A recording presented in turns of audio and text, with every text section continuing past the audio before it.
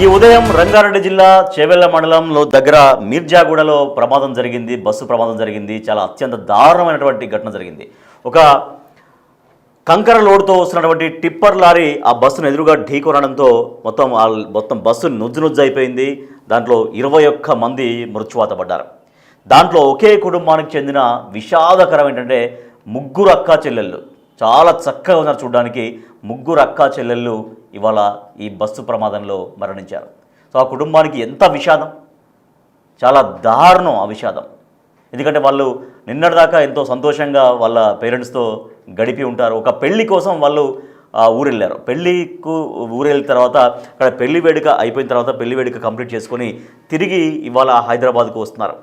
So వాళ్ళు ఊహించలే ఇట్లా bus వాళ్ళ పాలిట మృత్యు శకటంగా మారుతుందని ఊహించలే. సో మీరు చూస్తున్నటువంటి రైట్ సైడ్ బాక్స్లో ఆ ముగ్గురు అక్కా చెల్లెళ్ళు నందిని, సాయిప్రియ అండ్ తనుష. సో చూడడానికి ముగ్గురు ఒకేలాగా కనిపిస్తున్నారు. సో అంత చక్కగా ఉన్నటువంటి వాళ్ళు ఇవాళ ఉదయం తెల్లవారుజామున ఆ బస్సు ఎక్కి ఆ బస్సు ప్రమాదంలో మృత్యువాత పడ్డారు. సో బస్సు ఇవాళ ఉదయం 4:59 ఎర్లీ మార్నింగ్ ఆ బస్సు బయలుదేరింది తాండూరు డిపో నుంచి.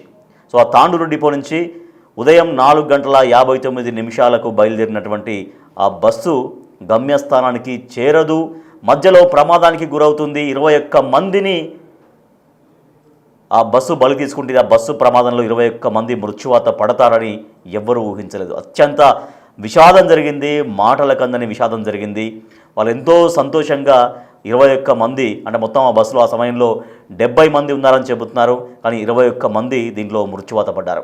సో ఎంతో సంతోషంగా వాళ్ళ ప్రయాణాన్ని ప్రారంభించి ఉంటారు. తమ తమ గమ్యస్థానాలకి వెళ్ళిపోవాలి, ఇంకా ఎవరి పనుల్లో వాళ్ళు నిమగ్నం కావాలి అని వాళ్ళందరూ కూడా బయలుదేరారు తాండూరు బస్సు డిపో నుంచి. సో బస్టాండ్ నుంచి బయలుదేరిన బస్సు 4:59 సరిగ్గా బస్సు బయలుదేరింది. సో సీసీటీవీ ఫుటేజ్లో మీరు చూసిన బస్సు అదే TS 34 TA 6354 ఈ నెంబర్ గల బస్సు తాండూరు డిపోకు సంబంధించినటువంటి బస్సు. అది హైదరాబాద్కు వస్తుంది. ఆ బస్సు ప్రమాద శకటంగా మారింది, మృత్యు శకటంగా మారింది. దాంట్లో 21 మంది మృత్యువాత పడ్డారు. మాటలకందని విషాదం ఈ తెల్లవారుజామున జరిగింది. చాలా దారుణం జరిగింది. ఆ టిప్పర్ లారీ బస్సు ఎదురుగా ఢీకొనడంతో ఆ టిప్పర్ లారీ మొత్తం ఆ బస్సులోకి దూసుకొచ్చింది. మొత్తం బస్సు సగభాగంలోకి దూసుకొచ్చి అటు బోల్తా పడింది. దీంతో బస్సులోకి బోల్తా పడింది. దాంతో ఆ టిప్పర్ లారీలో ఉన్నటువంటి కంకర మొత్తం ప్రయాణికుల పైన పడిపోయింది. సో అప్పటికే అది చాలా బలంగా ఢీకొట్టింది.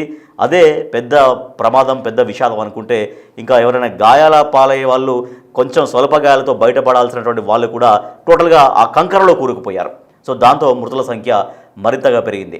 సో అప్పుడు చాలా బలంగా ఢీకొన్నప్పుడు కొంతమంది చాలా సీరియస్గా ఇంజ్యూర్ అవుతారు, కొంతమంది మరణిస్తారు, ఇంకొంతమంది కొంత స్వల్ప గాయాలతో కావచ్చు, కొంత తీవ్ర గాయాలతో కావచ్చు బయటపడేటువంటి అవకాశం ప్రమాదాలలో కనిపిస్తుంటుంది. కానీ వాళ్ళు బయటపడకుండా కూడా ఎవరైతే స్వల్పంగా గాయపడ్డారో, ఎవరైతే చాలా సీరియస్గా గాయపడ్డారో వాళ్ళు కూడా తిరిగి బయటకు వచ్చే అవకాశం లేకుండా టోటల్గా టిప్పర్ లారీలో ఉన్నటువంటి మొత్తం కంకర మొత్తం వాళ్ళపైన, ప్రయాణికులపైన బోర్లించినట్టుగా పడిపోయింది. సో దీంతో వాళ్ళు ఆ కంకరతో పూర్తిగా కప్పివేయబడిపోయారు. సో దాంట్లో నుంచి వాళ్ళకు తప్పించుకునే అవకాశం ఏమాత్రం లేకపోయింది. మనం చూస్తున్నాం బిగ్ టీవీ స్క్రీన్ పైన. సో 3 బాక్సెస్ చూస్తున్నాం. ఆ ముగ్గురు ఒకే కుటుంబానికి చెందినటువంటి అక్కా చెల్లెళ్ళు ఇవాళ మృత్యువాత పడ్డారు. చాలా దారుణమైనటువంటి విషాదం జరిగింది. రంగారెడ్డి జిల్లా బస్సు ప్రమాదంలో ఈ విషాదం చోటు చేసుకుంది. ఒకే కుటుంబానికి చెందిన ముగ్గురు అక్కా చెల్లెళ్ళు మృత్యువాత పడ్డారు. తాండూరు వాసి ఎల్లయ్య గౌడ్కు ముగ్గురు కూతుళ్ళు. సో తాండూరు వాసి ఎల్లయ్య గౌడ్, ఆ ఎల్లయ్య గౌడ్కి ముగ్గురు కూతుళ్ళు ఉన్నారు. ఆ ముగ్గురు కూతుళ్ళు వీళ్ళు బంధువుల పెళ్లి కోసం ఇంటికి వచ్చారు ఆ కూతుళ్ళు. సో చాలా ఆనందంగా, అది ఐ థింక్ ఇప్పుడు నిన్న మొన్న జరిగినటువంటి ఆ పెళ్లి వేడుకల్లోనే వాళ్ళు లేటెస్ట్గా దిగిన ఫోటో అయి ఉంటుంది. సో ఇటీవల జరిగినటువంటి వాళ్ళ బంధువుల పెళ్లికి అటెండ్ అయ్యారు, చాలా సంతోషంగా గడిపారు, బంధువులతో ఆడిపాడారు, చాలా హ్యాపీగా పెళ్లి వేడుకల్లో తమ ఆనందాన్ని, తమ సంతోషాన్ని పంచుకున్నారు. ఆ ముగ్గురు అక్కా చెల్లెళ్ళు మృత్యువాత పడ్డారు. తాండూరు వాసి ఎల్లయ్య గౌడ్కు ఉన్నటువంటి ఆ ముగ్గురు కూతుళ్ళు బంధువుల పెళ్లి కోసం వచ్చారు. ఇంటికి వచ్చి పెళ్లి అయిన తర్వాత హైదరాబాద్కు వెళ్లేందుకు బస్సు ఎక్కారు. ఆ మృతులు నందిని, సాయిప్రియ అండ్ తనుష. సో వాళ్ళు ఊహించలేదు, ఎంతో సంతోషంగా వాళ్ళు బయలుదేరుంటారు, ఎంతో ఆనందంగా వాళ్ళు బయలుదేరుంటారు. ఎందుకో పెళ్లి వేడుకలో పాల్గొని వాళ్ళు చాలా సంతోషంగా స్పెండ్ చేస్తుంటారు.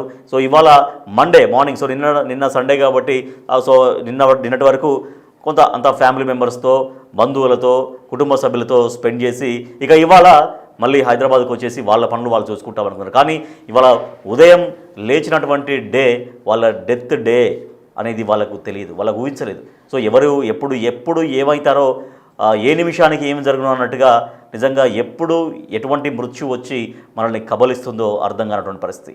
సో ఎంతో సంతోషంగా వాళ్ళు తమ కుటుంబ సభ్యులతో, తమ బంధువులతో స్పెండ్ చేసినటువంటి ఆ ముగ్గురు యువతులు, ముగ్గురు అక్కా చెల్లెళ్ళు నిన్న రాత్రి పడుకునేటప్పుడు కానీ, ఇవాళ మార్నింగ్ లేచినప్పుడు కానీ, బస్ స్టాండ్కి వెళ్తున్నప్పుడు కానీ, బస్సులో కూర్చున్నప్పుడు కానీ వాళ్ళు ఊహించారా? కొద్దిసేపట్లో మా ప్రాణాలు పోతున్నాయి, కొద్దిసేపట్లో మేము చనిపోబోతున్నాం, మా బస్సు గమ్యస్థానానికి వెళ్లకుండా మధ్యలో యాక్సిడెంట్కి గురవుతుందని పాపం వాళ్ళు ఎవరు ఊహించలే. సో ఈ ముగ్గురు అక్కా చెల్లెలే కాదు, మొత్తం 21 మంది పాలిట ఆ బస్సు మృత్యు శకటంగా మారింది. సో దీంట్లో తప్పు ఎవరిది? చూస్తున్నాం మనం సెకండ్ బాక్స్లో, బిగ్ టీవీ స్క్రీన్ పైన సెకండ్ బాక్స్లో అంటే పైన చూస్తున్నాం ప్రమాదం జరిగింది. అక్కడే ఎగ్జాక్ట్గా వికారాబాద్ నుంచి హైదరాబాద్ రోడ్ అది. సో ఆ రోడ్డు సమీపంలోనే ఇంతటి పెను విషాదం జరిగింది.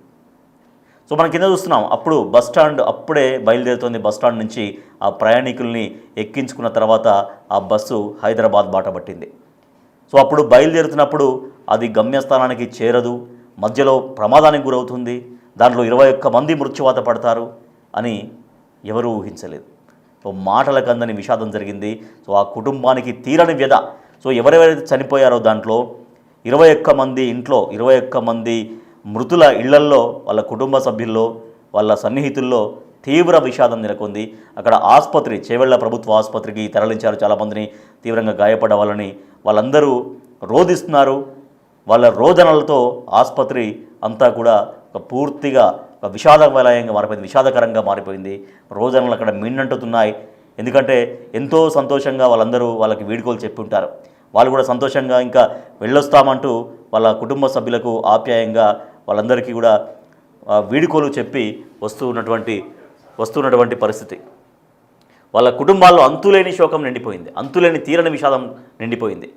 తీరని విషాదం. వాళ్ళకి ఎప్పటికీ వాళ్ళు జీవించినంత కాలం ఈ జ్ఞాపకాలు, ఈ ప్రమాదం వాళ్ళని వెంటాడుతూనే ఉంటుంది. 21 మంది మృత్యువాత పడ్డారు. దాంట్లో ఒకే కుటుంబానికి చెందినటువంటి వాళ్ళు ముగ్గురు అక్కా చెల్లెలు. చూడడానికి చాలా చక్కగా ఎంతో అందంగా ఉన్నారు. చూడండి, ఒక పెళ్లి వేడుకలో రీసెంట్గా పాల్గొన్నటువంటి ఆ ఫోటోగ్రాఫ్ అది. సో ఎంతో ఆనందంగా, ఎంతో సంతోషంగా వాళ్ళ బంధువుల పెళ్లికి అటెండ్ అయ్యి తిరిగి వస్తుండగా ఈ ప్రమాదానికి గురై వాళ్ళు ప్రాణాలు కోల్పోయారు. వీళ్ళే కాదు, 21 మంది, దాంట్లో కూడా ఒకే కుటుంబానికి సంబంధించినటువంటి వాళ్ళు కూడా ఉన్నారు. సో పెను విషాదం నెలకొంది. చాలా నిజంగా మాటలకు అందినటువంటి విషాదం. మా ప్రతినిధి సాగర్ మరింత సమాచారం అందిస్తారు ఈ ప్రమాదం గురించి. ఒకసారి మనం వారి కుటుంబ సభ్యులతో మాట్లాడించే ప్రయత్నం చేద్దాం. ఎందుకంటే ఈ విషాద సమయంలో అసలు ఎలా జరిగింది ఏంటి, వాళ్ళ యొక్క విద్యార్థులు కొంతమంది వారిని తరలించే క్రమంలోనే జరిగినట్లుగా కూడా తెలుస్తుంది. వాళ్ళు బస్సులో వెళ్తుండగా ఈ ప్రమాదం జరిగింది. అందులో కొంతమంది విద్యార్థులు ఉన్నారు, వారు హైదరాబాద్లో చదువుకుంటారు. ఒక్కసారి ఈ సమయంలో వాళ్ళని, ఈ బాధ సమయంలో వారిని ఒక్కసారి అంటే మాట్లాడించలేం, జస్ట్ వివరాలు అడిగి తెలుసుకునే ప్రయత్నం చేద్దాం. అమ్మ, మీ పాప ఏం చదువుతుంది? MBA చేస్తుంటారు. అఖిలారెడ్డి. రెగ్యులర్ గా వెళ్తుందా? లేదండి, సాటర్డే సండే హాలిడే ఉందని వచ్చింది. మొబైల్ కొన్నాము, తీసుకెళ్ళు అంటే వచ్చింది. మొబైల్ తీసుకొని 5 o'clock నేనే పంపించేసా తాండూరు నుంచి. 7 o'clock వరకు ఈ ఇన్సిడెంట్స్ జరిగింది. అప్పటికే నేను చాలాసార్లు కాల్ చేశాను, లిఫ్ట్ చేయలేదు. మేబీ నిద్రపోయి ఉండొచ్చు, చేస్తుందిలే అనుకున్నా. 8 వరకు దిగి మమ్మీ ఆ క్యాబ్ బుక్ చేసుకున్నా అని చెప్తుండే. 8 అయిపోయిన తర్వాత నాకు ఇక ఆశలు లేవు సార్, చనిపోయింది అనుకున్నా. ఎట్లున్నా చేసేది నా పాప. వెళ్ళేటప్పుడు ఏం మాట్లాడింది మీతో? బాయ్ మమ్మీ, నేను బస్ వచ్చింది ఎక్కినా అన్నది సార్, అంతే. వెళ్ళేటప్పుడు మీతో ఏమైనా చెప్పిందా? కాలేజ్ చెప్పలేదు సార్. నేను ఏదో స్పోర్ట్స్ ఉన్నాయంటే నిన్ననే వెళ్ళాల్సిందమ్మా, మార్నింగ్ ఎందుకు, నిన్ననే వెళ్ళాల్సిందో. లేదు మమ్మీ పోతాను, నేను 8 వరకు అయితే అక్కడ నుంచి క్యాబ్ బుక్ చేసుకొని గ్రౌండ్కి వెళ్ళిపోతా అని చెప్పింది సార్, అంతే. బస్ ఎక్కిన మమ్మీ అంటే రెగ్యులర్గా ఎక్కినట్టు ఎక్కింది, చెప్తా ఉంటుంది, పోతూ ఉంటుంది అనుకున్నా సార్. ఇట్లా జరుగుతుందని మేము అనుకోలేము. రోడ్లు బాగలేవు, డ్రింక్ చేసి డ్రైవింగ్లు చేస్తారు. వాళ్ళ నిర్లక్ష్యము వేరే వాళ్ళకి ప్రాణాలు కొని కుటుంబాల ప్రాణాలు కోల్పోయిండ్రు. పెద్ద దిక్కులు, పాపలని, రక్త సంబంధాలని. ఇది మారాలి సార్, వ్యవస్థ మారాలి. రాజకీయం కూడా బాగలేదు. వాళ్ళ కడుపు నింపుకోవడానికి వస్తున్నారు కానీ మనకి ఎలాంటి మంచి పనులు చేయడానికి రావట్లేదు. ప్రభుత్వం మారాలి. ముందు రోడ్లు మంచిగా ఉండాలి. ప్రైవేట్ టెస్టులు చేయాలి సార్. అలాంటి వాళ్ళని ఆపాలి. మాకు లారీలు వస్తుంటేనే భయం వేస్తుంది. ఈరోజు అలాంటి పరిస్థితి మా కుటుంబానికి ఏర్పడింది. ఇది ఎవరు తీర్చలేని లోటు. ఇలాంటివి ముందు ముందు ఏ ఫ్యామిలీకి జరగకూడదని మేము కోరుకుంటున్నాం సార్. ఎంబీఏ చదువుతుంది అంటున్నారు, ఏం అవుతానని చెప్పింది మీకు? భవిష్యత్తులో ఏం చేద్దాం సార్? అగ్రికల్చర్ బీఎస్సీ చేసింది. దాంట్లోనే మేనేజ్మెంట్లో ఏదో కోర్సు చేస్తుంది. మంచిగా ఉంటుందమ్మా, 100% దీంట్లో ప్లేస్మెంట్స్ ఉన్నాయి, జాబ్ కంపల్సరీ వస్తుందని చెప్పింది. 2 years కదా అని ఫాదర్స్ లేరు సార్ మాకు. మా హస్బెండ్ లేడు, వాళ్ళకు నాన్న లేడు. వాళ్ళ మమ్మీ నేను ఇద్దరం కలిసి 7 lakhs కట్టాము. ఇప్పటికే 3 months అయ్యింది. ఇంకొక సంవత్సరం అయితే ఈరోజు పాపను కోల్పోయాం సార్. రెగ్యులర్గా వీకెండ్ వస్తుంటారా ఇటు? లేదు సార్, పండగ కూడా రాలేదు. మమ్మీ వర్క్ ఎక్కువ ఉంది, అక్కడికి వచ్చిన వర్క్ చేసుకోవడమే, ఇక్కడే ఉండి చేసుకుంటాను. పండగకి కూడా రాలేదు సార్. దీపావళికి, దసరాకు వచ్చిపోయింది అంతే. అంతే. ఇది పరిస్థితి. ఒక్కొక్కరిది ఒక్కొక్క విషాద గాథగా చెప్పుకోవచ్చు. తన మొబైల్ కొని తన కూతురికి ఇచ్చేందుకు వీకెండ్ కావడంతో కుటుంబ సభ్యులను కలిసేందుకు వచ్చింది. సో తీసుకొని తెల్లవారుజామున 5 గంటలకు బయలుదేరింది. ఈ ప్రమాదంలో వచ్చినందుకు ఆ కుటుంబంలో కూడా తీవ్ర విషాదాన్ని మిగిలించింది. ఎంతో బాధాకరమైనటువంటి దృశ్యాలు, ఎంతో విషాదకరమైనటువంటి దృశ్యాలు మార్చురి వద్ద కనిపిస్తున్నాయి. తమ కూతురిని భవిష్యత్తులో ఉన్నత చదువులు చదివించడానికి మేము హైదరాబాద్కి పంపించాం. కానీ ఈరోజు ఒక రోడ్డు ప్రమాదం మా కుటుంబంలో ఒకరిని కోల్పోయింది. మేము భవిష్యత్తుకు కలలు కన్నా మా కూతురిని ఈరోజు మేము కోల్పోయాలంటూ కూడా వాళ్ళు రోధిస్తున్న రోదనల మనకు మార్చురి వద్ద కనిపిస్తున్నాయి. మనం ఒకసారి మిగతా కొంతమంది బాధితులైతే ఉన్నారు. ఈ సమయంలో వారి బాధని పంచుకునే ప్రయత్నం మాత్రమే. ఎందుకంటే వారి యొక్క కుటుంబ సభ్యులను కోల్పోయారు. వారి జీవితానికి ఇది ఒక తీరని లోటు. మనము ఒక్కొక్క కుటుంబ సభ్యులది ఒక్కొక్క బాధగా మనకు కనిపిస్తుంది.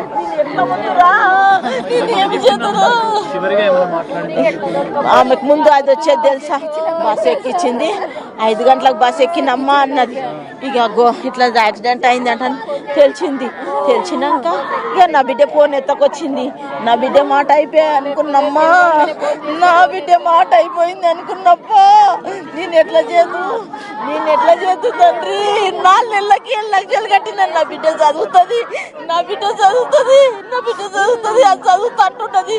పెడతా అంటే నేను పెట్టి ఇంత చేస్తే చూడు, ఈడికి 25 లక్షలు చూడమ్మా. నమ్మనే తల్లి, చదువుతానే కదా, చదివిపిస్తా నా సేదరైన కాడికి అనుకుంటే తల్లి. నువ్వు నడమంతలు ధనం ఉన్నవు, నాకు ఇంత గోస పెడతావంట నేను అనుకోలేను తల్లి. నేను ఎట్లా ఉంటూ, నేనేం చేతు, మాకు ఇంత దీన్ని ఊకుంటుంటే తల్లి, నాకెత పెట్టిపోతుంది తల్లి. నేను ఎట్లా ముందు తల్లి, నేను ఎట్లా పొద్దు పోగొట్టుకుంది తల్లి. నేను ఏమి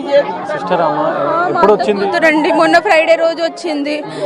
4 years నాగ్పూర్లో దూరం ఉంది ఫ్యామిలీకి. ఇప్పుడు దగ్గర ఉండి ఇక్కడనే ఉండని చెప్పి డబ్బులు ఎక్కువైనా సరే Indian Institute of Risk Management 20 lakhs Akhila PGDM చేస్తుంది ఫస్ట్ ఇయర్. ఇప్పుడు మొన్న 4 months Indian Institute of Risk Management నారకరంగూడలో మొన్ననే 7 lakhs కట్టినామండి ఫీజు.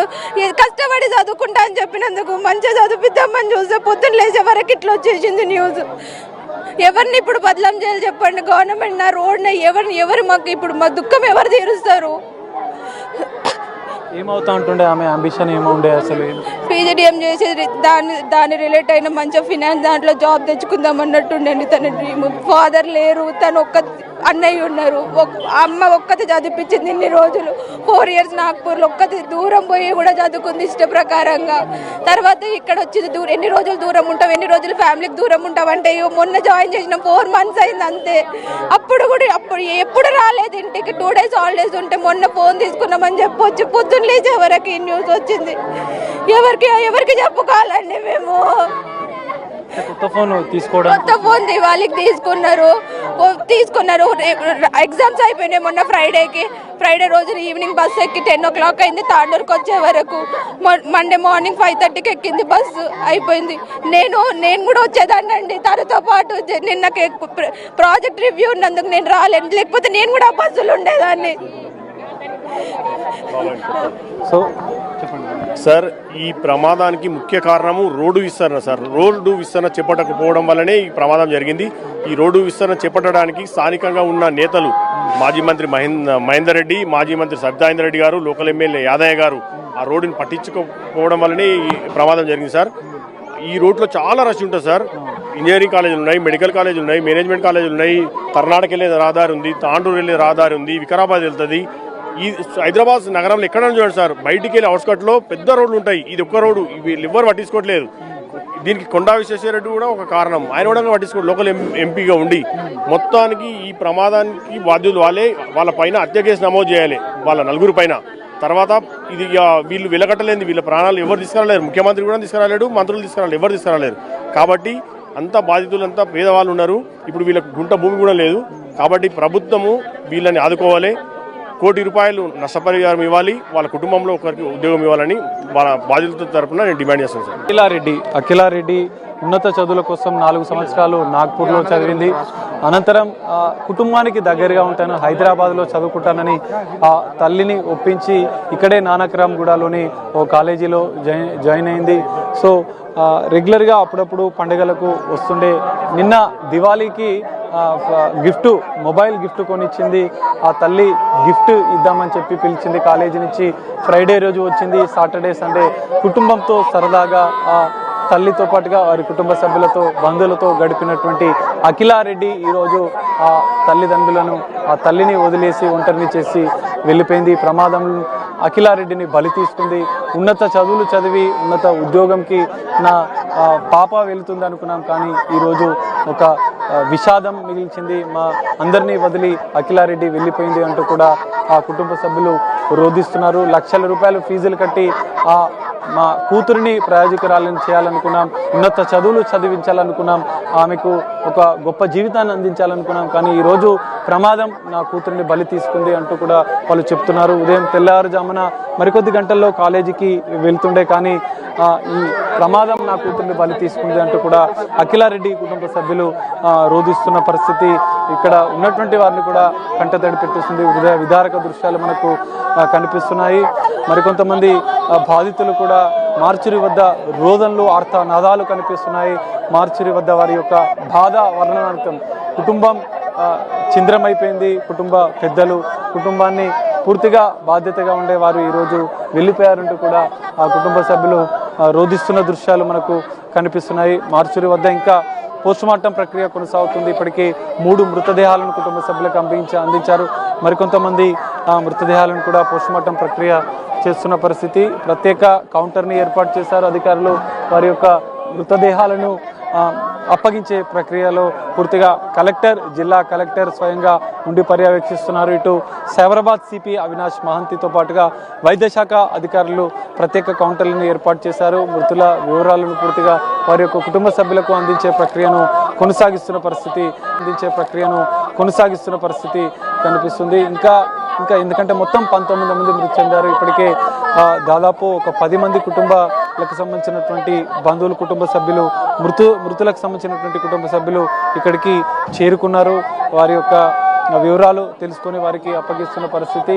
సో తండ్రి కోల్పోయినటువంటి కుమారుని పట్టుకొని ఏడుస్తున్నటువంటి ఒక తల్లి మనకు ఇక్కడ మార్చురి వద్ద హృదయ విదారకంగా వారి యొక్క ఆర్తనాదాలు, రోదనలు, వారి యొక్క బాధ వర్ణవాతీతమనే చెప్పుకోవచ్చు. ఎందుకంటే ఒక ప్రమాదం ఇంతమంది జీవితాలను చిదిమేసింది, ఇంతమంది బతుకులను చింద్రం చేసింది, ఇంతమంది బతుకులను ఆగం చేసింది.